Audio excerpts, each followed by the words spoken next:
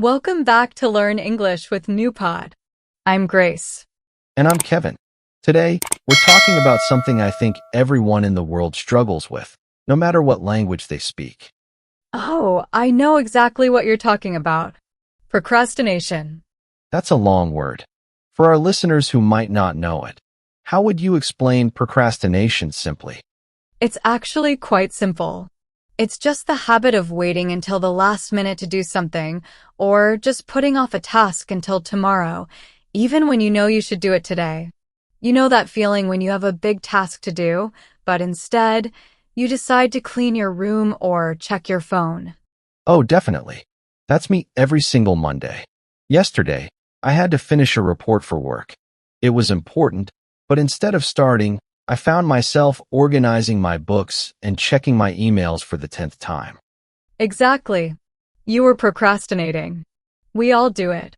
It's that feeling when you're not really relaxing, but you're not working either. You're just stuck. So, in this episode, we're going to talk about why we do this, how to describe this feeling in natural English, and how we can finally get things moving. If you've ever felt like you were just dragging your feet on a project, which is just a way of saying you're delaying something because you don't want to start, this episode is for you. Let's jump in. So, Kevin, when we talk about this, there are a few really natural ways to describe that I don't want to start feeling. That's true. A lot of English students learn the word lazy, but honestly, most of the time it's not about being lazy, right? It's usually about being overwhelmed or nervous. Exactly. It's rarely about laziness. So instead of saying I am lazy, which is a bit harsh, you could say I'm in a rut. In a rut. I love that one. It sounds very native. Could you explain that for our listeners? Sure. Imagine a car stuck in deep, wet mud on a dirt road. The tires just keep spinning in the same groove, but the car doesn't move forward. If you're in a rut, it means you're stuck in a boring, repetitive, or unproductive routine and you can't seem to break out of it. That's a perfect image. It's like being trapped in a circle. What about another one? Sometimes when I'm working on a project, I tell my friends, I'm hitting a wall. Oh, that's another common one. Hitting a wall just means you've reached a point where you cannot make any more progress. You feel exhausted or mentally stuck, as if there is a literal, solid wall in front of you stopping your work. Exactly. And it's not just for work. You could say, I started learning guitar, but I hit a wall after the first month. It means you were moving forward, but then you stopped making progress.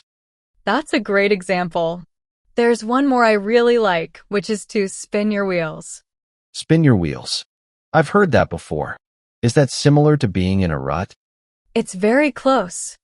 To spin your wheels means you are putting in a lot of effort. You are working hard, you're busy, but you aren't actually getting anything finished. You're moving, but you're going nowhere. That is so relatable. So, you aren't lazy. You've either hit a wall, you're in a rut, or you're just spinning your wheels. I think this is really helpful because it takes the pressure off. Instead of feeling guilty, you're just describing a temporary situation. Exactly. It's all about being kind to yourself while you try to get back on track. Now, let's put these phrases into practice. Imagine we are two friends chatting at a coffee shop. I'm feeling really frustrated with my English study plan, and you're going to help me through it. That sounds like a great exercise. Let's start. Go ahead. Grace, tell me what's going on. Honestly, Kevin, I feel like I've been studying for 3 hours every day, but I don't feel any faster. I'm just spinning my wheels. I keep repeating the same grammar exercises, but I'm not actually speaking better. I'm sorry to hear that. It's totally normal to feel that way. When you spend so much time on one thing and don't see results, it's easy to feel like you're just spinning your wheels. Have you tried changing your method? I haven't. I guess I've been in a rut. I just do the same textbook exercises every single day because it's easy, but it's not helping me communicate. I think I've hit a wall with my current study book. That makes perfect sense. When you hit a wall like that, It's usually a sign that your brain needs a different kind of challenge. Instead of just reading, why don't we try listening to a podcast or finding a conversation partner? That's a good idea. I've been so focused on the rules that I've forgotten the most important part, actually talking. I'm going to stop using that old book for a week and see what happens. That sounds like a solid plan. You're breaking out of that rut already. I'm really proud of you for recognizing that. It takes a lot of guts to admit when your current system isn't working. Thanks, Kevin. It feels good to just talk it out. I think I was just too afraid to fail, so I kept doing the safe, easy stuff instead of trying something that might actually help me improve. Well, you're not alone. We all hit those walls, but the fact that you're willing to switch it up means you're already halfway to success. And honestly, Grace, this whole situation, feeling stuck and wanting to quit, is exactly what we need to talk about next, because it's really about the psychology of why we procrastinate. Exactly. And honestly, Kevin, I want to dig a little deeper. Why do we actually do this? Why do we find ourselves procrastinating even when we know we should be studying? I've thought about this a lot. Most people think they procrastinate because they are lazy, but I've read that it's almost never about laziness. It's actually an emotional response. That's such an interesting way to put it. What do you mean by an emotional response? Well, think about it. When you have a task that feels big or difficult, it can make you feel a little anxious or overwhelmed. Our brains don't like those negative feelings, so they try to protect us by making us avoid the task. So, we aren't avoiding the work, we're avoiding the feeling of stress or the fear of not doing it perfectly. Exactly. It's a defense mechanism. For example, when I know I need to record a new podcast episode, I might feel a tiny bit of pressure. To get rid of that pressure, I suddenly decide my desk needs to be cleaned or I need to check my messages. Oh, that is so relatable. In that moment, cleaning the desk feels like a huge relief. It's like a reward, but it's only temporary. Exactly. It's a bit of a trap, right? Because once the cleaning is done, the task is still there, and now I feel even more stressed because I wasted time. I love that perspective, though. It shifts the problem. It turns it from I am lazy to I am just feeling a little bit of stress. And once you label it that way, it's much easier to forgive yourself and get moving again. Definitely. Understanding that it's just your brain trying to protect you from stress is a huge step forward. Once you realize that, you don't have to beat yourself up about it. So, if we know it's just an emotional reaction, a way to avoid that scary feeling, how do we actually trick our brains into starting? I've been trying a few new things lately. I'd love to hear them. I'm always looking for better ways to stay productive. What's your go-to strategy? It's called the 5-minute rule. It's incredibly simple.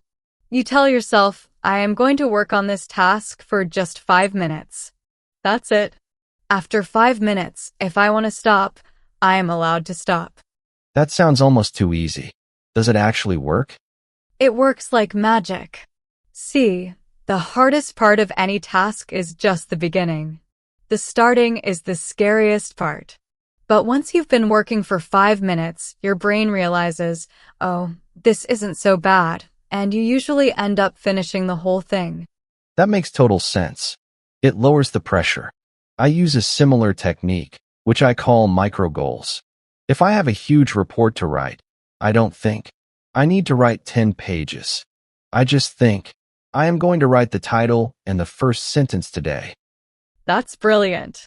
You take a big, scary task and turn it into a tiny, easy one. It's all about making that first step so small that your brain doesn't feel the need to protect you from it anymore. Exactly. When you make the goal tiny, it's impossible to fail. And once you complete one tiny goal, you get a little boost of dopamine, that feel-good chemical, which makes you want to do the next one. I love that. So, stop aiming for perfection and just aim for 5 minutes or one tiny step. It takes all the fear out of the equation.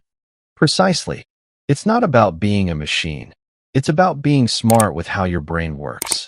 If you stop fighting your emotions and start working with them, you'll be surprised at how much you can actually get done.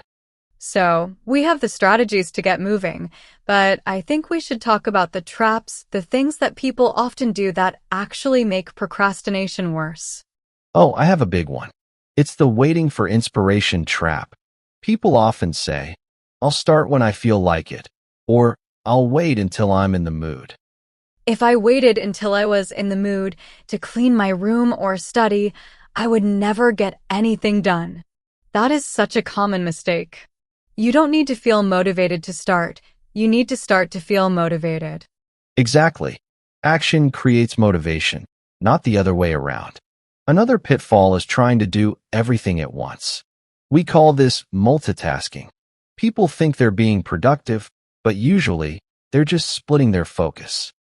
That's so true. When you try to do 3 things at the same time, you end up doing none of them well. It's better to be single-minded, just focus on one thing, even if it's just for 10 minutes. And what about the all-or-nothing mentality? I see this in English learners all the time. They think, if I can't study for an hour, there's no point in studying at all. Yes, that is a huge one. It's better to do 5 minutes of English than 0 minutes of English. A little bit of progress every day is much more powerful than a lot of work once a week, followed by a total burnout. Exactly. Consistency beats intensity every time. Don't fall for the trap of thinking that small progress doesn't count. Everything adds up. So, stop waiting for motivation, stop trying to do 5 things at once, and please, stop thinking that a small study session doesn't matter. That's the perfect summary. Avoid those pitfalls, and you'll find it much easier to stay consistent. We covered a lot today. We talked about being in a rut, hitting a wall, and spinning your wheels. We also learned the 5-minute rule. Now, for your homework, tell us in the comments below, what is one thing you have been avoiding? Use the 5-minute rule today and tell us how it went. If you enjoyed this episode, please subscribe to our channel and click the like button. It really helps us make more content for you. Thanks for listening. We will see you in the next episode.